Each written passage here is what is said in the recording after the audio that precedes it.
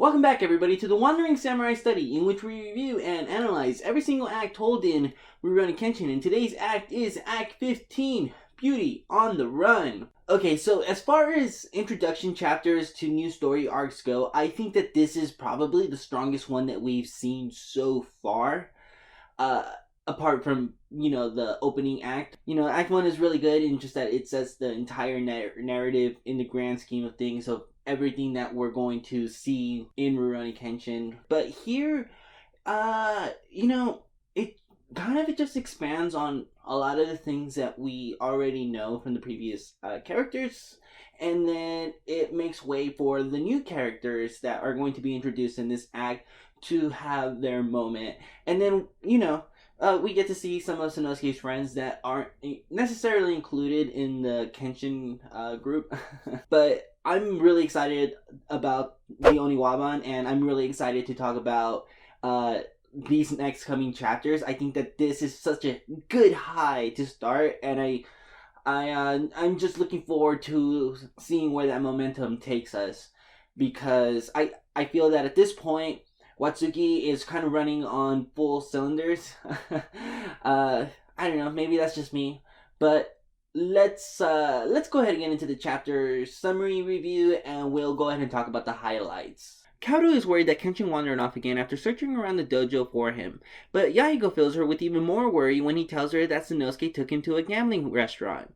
At the gambling restaurant, a reluctant Kenshin helps Sanosuke have an excellent winning streak. Sanosuke asks about a friend who is missing who's usually present, and his friends reveal that he died at the beginning of the month from an opium overdose. In that moment, a beautiful woman storms into the room, noticing Kenshin's sword, and clings to him for protection after the men who were chasing her storm in as well.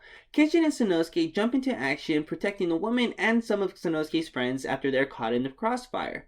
The chapter ends with the woman caught in possession of opium. So I think that the very first thing that's really worth noting here is that this is already a point in Japan that gambling is technically illegal.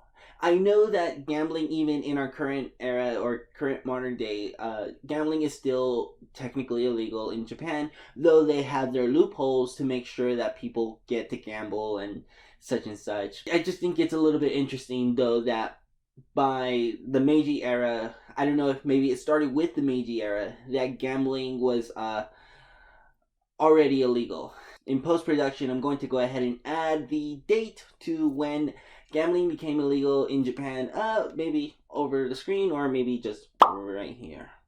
But on the note of gambling, I think it's a little bit interesting that Kenshin is apparently really good at this gambling dice game. Being able to figure out which die are the ones that are going to, which heads of the die are going to show after they're revealed from the top of the cup or whatever. It makes me wonder if maybe this is just some Hiten Mitsurugi style, or kind of like a little added bonus for the students of the Hiten Mitsurugi, just having the lightning, quick eyes, or, just being able to read their opponents and, movements and stuff. Maybe Kenshin sees the world in slow motion and he's able to tell which die is which face of the die is going to reveal itself when the cup is lifted. Who knows? I just think it's a little bit of an interesting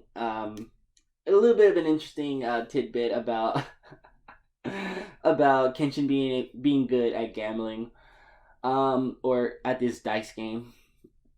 And it's just so funny. It's so good to me, though, that Sanosuke is eating this all up. He's super into it, but Kenshin, he's very not in it. I mean, he's very good at what he's doing, but he's like, Sanosuke, this is illegal.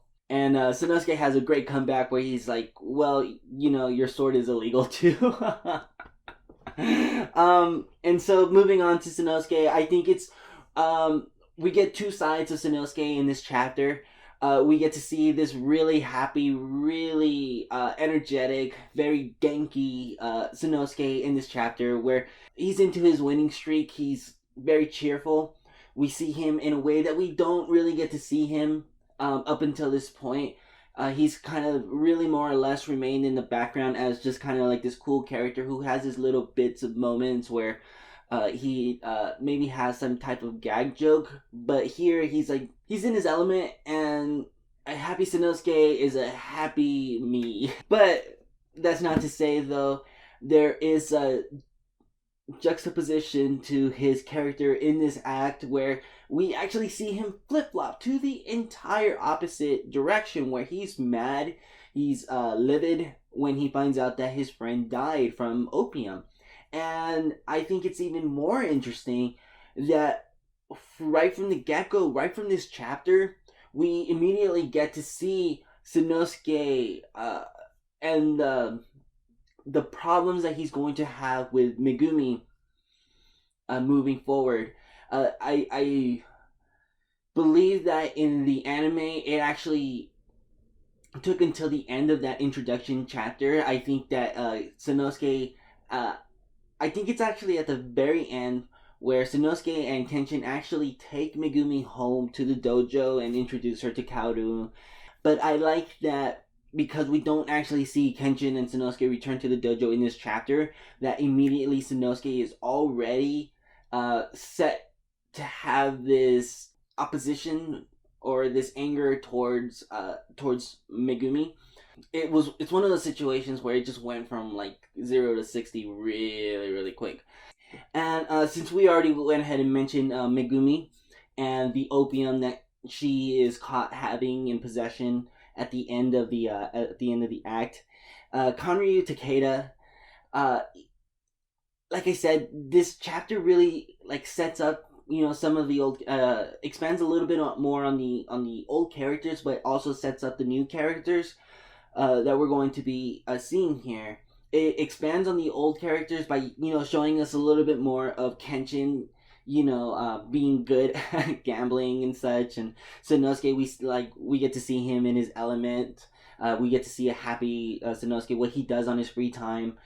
We get to see Kaoru daydream about making Kenshin her pet. But then also we see Megumi. She's conniving, she's cunning, she's a little bit shady.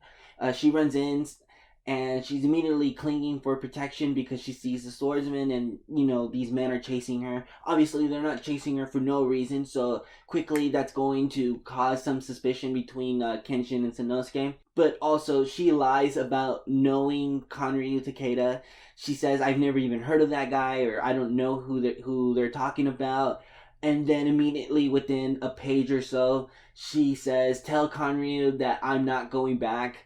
Already we get a lot of character from Megumi, but also Kanryu Takeda. Without actually having known Kanryu Takeda, we already know something about him, because we see that there's already something going on in the streets of Tokyo where a fellow friend, a fellow acquaintance of Sanosuke died from opium. Kanryu's name comes from the mouth of this woman who suddenly shows up, and then he's on the surface an industrialist, but then nobody really knows where he suddenly got all of this power. And then the chapter ends with this woman having being caught in possession of opium. So like all of the connections are there for us to make them before they're even expanded in the actual narrative.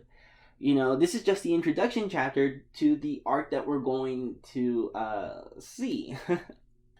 But I've already also mentioned, about Kanryu, where on the surface he's known as this type of person. He's an industrialist, but he has some type of shady background. And of course he has a shady background because he has a private army.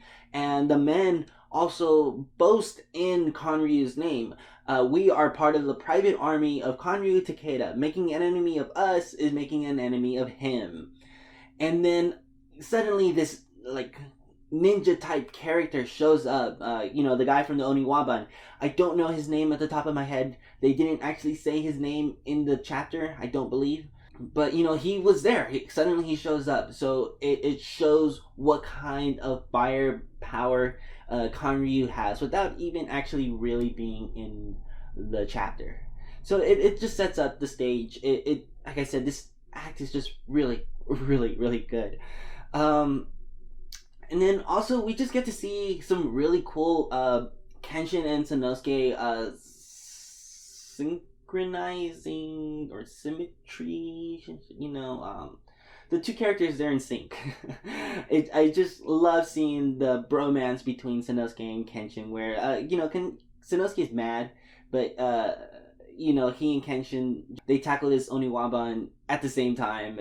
It's such a great panel. And that, ladies and gentlemen, is Act 15 of Rurouni Kenshin and Act 15 of the Wandering Samurai Study. If you like this video, then consider subscribing to the channel and share this out to anybody who you think might enjoy the video series. Anybody who's a fan of Rurouni Kenshin, or anybody who's only watched the anime and has not read the manga up until this point. I think that 15 videos is enough to prove to people that the manga is its own beast. And I think it's worth checking out. I mean, of course, I would like for more people to watch my videos, but if I could get anybody just to go read the manga, I think that's also very, very good. So we'll go ahead and continue to wander into Act 16. Give the video a like if you liked it, and comment down below anything and everything to your heart's content. Me and a fellow commenter have been exchanging ideas. I'm doing it through videos. They have their analysis and I have my analysis in this video. So if you want to do the same thing, I'm more than happy to to read your comments. So let's go ahead and talk in the comments. Until next time, bye chat.